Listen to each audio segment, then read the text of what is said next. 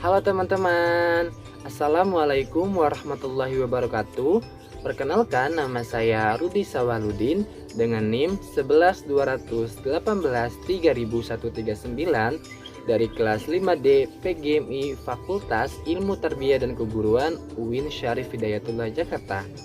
Hari ini saya akan menjelaskan tentang 4 keterampilan berbahasa. Dan kenapa kita harus belajar tentang keterampilan berbahasa? Karena bahasa merupakan alat yang digunakan manusia untuk berkomunikasi. Berbahasa menjadikan kegiatan untuk manusia berkomunikasi dengan sesamanya. Dan keterampilan berbahasa ini 4 aspeknya saling bergantung atau saling mendukung satu sama lain. Dan 4 keterampilan berbahasa diantaranya yaitu menyimak, berbicara, membaca, dan menulis. Maka dari video ini saya akan menjelaskan tentang 4 keterampilan berbahasa. Maka saksikan video ini dengan seksama ya. Yang pertama yaitu ada menyimak. Menyimak merupakan salah satu aspek dari keterampilan berbahasa. Dan menyimak ini memiliki kaitan yang erat dengan beberapa keterampilan berbahasa lainnya, yaitu dari aspek berbicara. Dan tidak sedikit orang beranggapan bahwa menyimak dan mendengarkan memiliki makna yang sama. Padahal menyimak dan mendengarkan memiliki makna yang berbeda. Menyimak ini bersifat aktif, sedangkan mendengarkan bersifat pasif. Dan beberapa ahli menyimpulkan bahwa menyimak adalah mendengarkan dengan penuh pemahaman dan perhatian serta memberikan apresiasi. Menyimak atau yang dikenal mendengarkan memperhatikan seseorang yang sedang berbicara dengan mengoptimalkan indera pendengarannya untuk bekerja. Sedangkan secara teoritis, menyimak merupakan proses kegiatan mendengarkan lambang-lambang lisan dengan penuh perhatian, pemahaman, serta apresiasi guna untuk mendapatkan informasi dari apa yang telah dia simak. Ada beberapa tahapan dalam menyimak. Yang pertama yaitu tahap mendengar. Yang kedua, tahap memahami. Yang ketiga, tahap menginterpretasi. Yang keempat, tahap mengevaluasi. Nah, tahap mendengar ini yaitu proses yang dilakukan dalam pembicaraan baru pada tahap mendengarkan.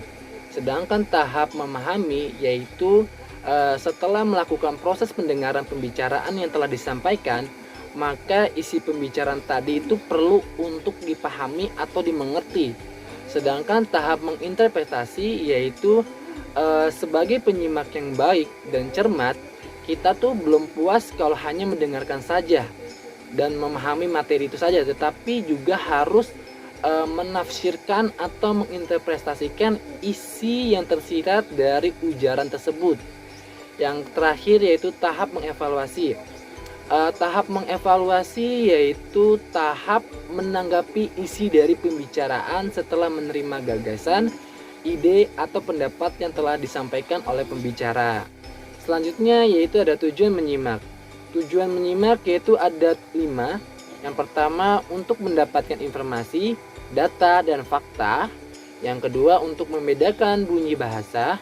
Yang ketiga untuk mendapatkan model lafal, tekanan kata, pemenggalan kalimat, intonasi kalimat, dan pola dasar kalimat yang baik.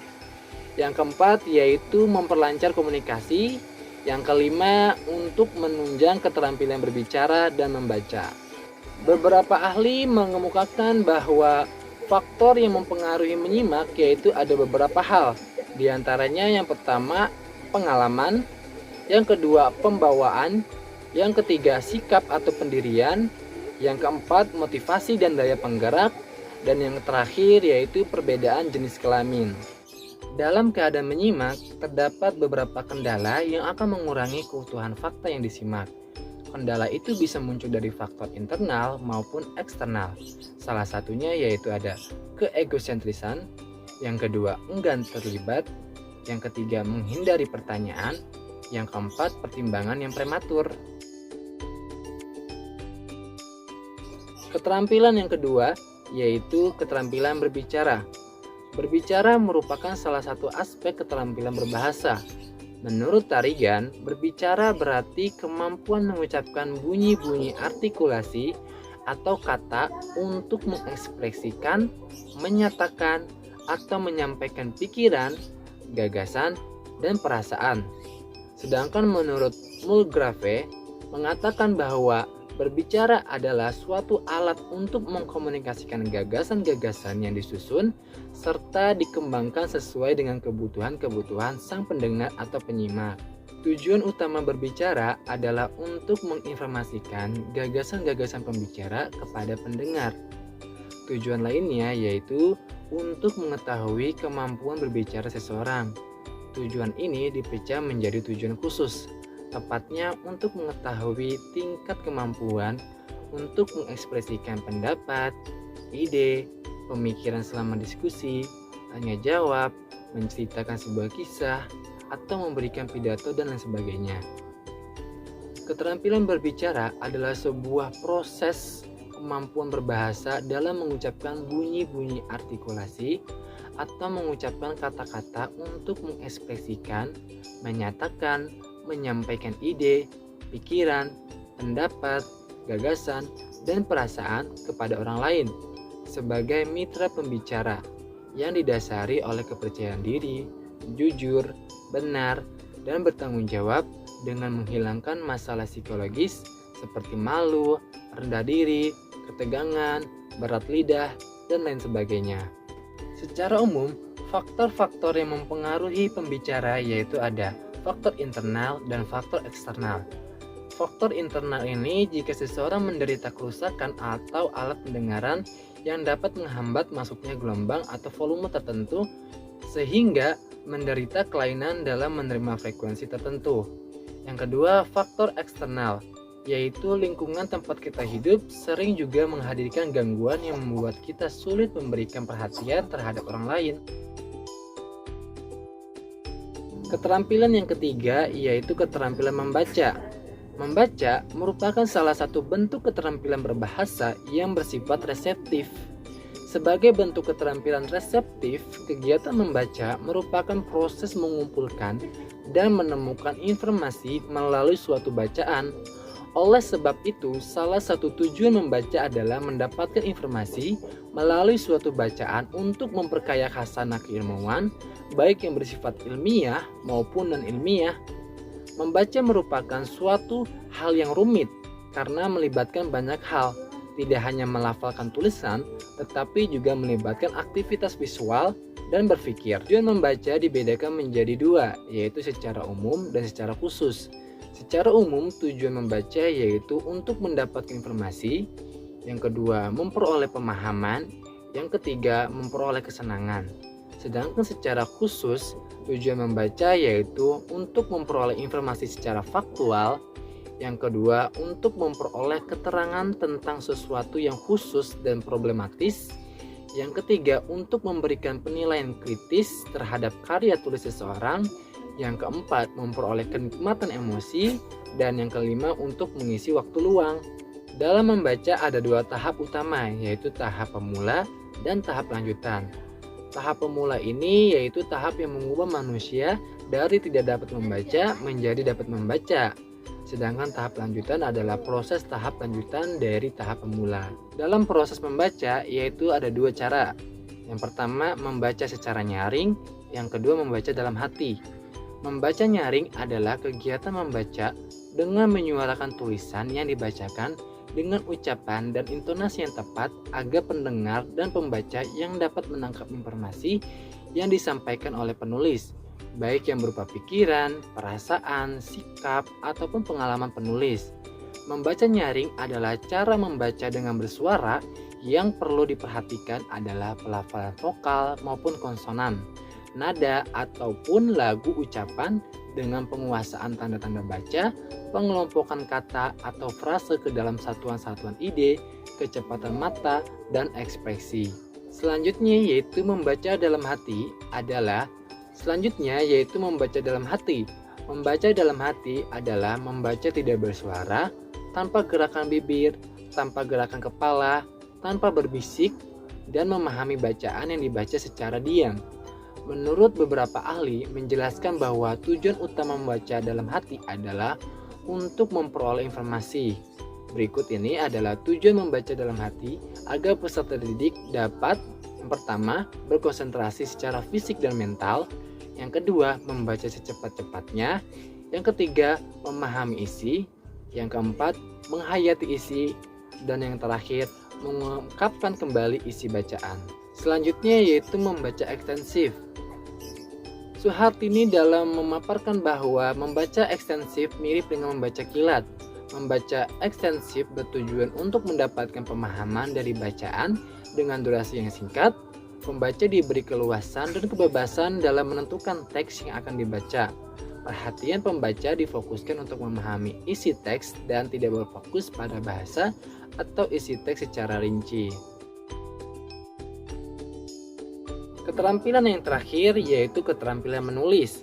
Keterampilan menulis merupakan salah satu kemampuan yang harus digunakan dalam bahasa untuk berkomunikasi, berbicara, membaca, dan mendengarkan. Menulis merupakan suatu keterampilan berbahasa yang dipergunakan untuk berkomunikasi secara tidak langsung, tidak secara tatap muka dengan orang lain.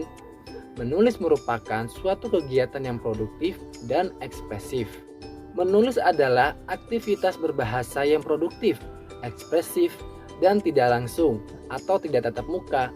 Berdasarkan KBBI, menulis adalah mengungkapkan gagasan, opini, dan ide dalam rangkaian kalimat. Selain itu, menulis juga membuat huruf dengan pena atau pensil, menyampaikan pikiran atau pandangan, mengarang cerita, dan menggambarkannya.